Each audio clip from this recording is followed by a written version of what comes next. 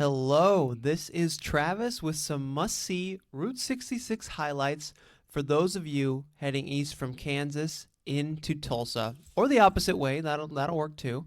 So these are some great spots for the whole family to get immersed in some sports history, some original Route 66 flair, and just some classic roadside attractions. So first off, in the little town of Commerce, Oklahoma, is where you can find Mickey Mantle's childhood home. That's right, the Mick himself grew up right here in Commerce. You can even peek inside of his old home. And check this out. You can actually see a bunch of dents on the side of the barn where Mickey spent a bunch of time practicing his hitting. How cool is that? And of course, they have a 9-foot tall statue of Mickey Mantle at the Mickey Mantle Field at the local high school. And then just down the road from Commerce, you can find the oldest still drivable road of Route 66. That's right, all the way back from 1922, 100 years ago. That's even older than Route 66 itself. This thing's old, but this guy is only 9 feet wide, just one lane wide. And the reason is because money was tight when they built this thing. They only had enough to do half the job.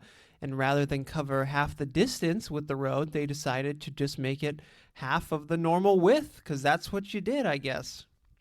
So, heading down further down the road, you don't want to miss the classic roadside attraction that is Ed Galloway's Totem Pole Park.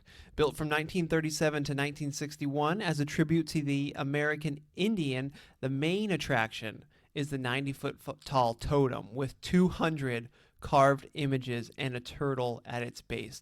In this thing, we're talking 28 tons of cement, 6 tons of steel, and 100 tons of sand and rock. Oh yeah, it's a big boy. Really cool.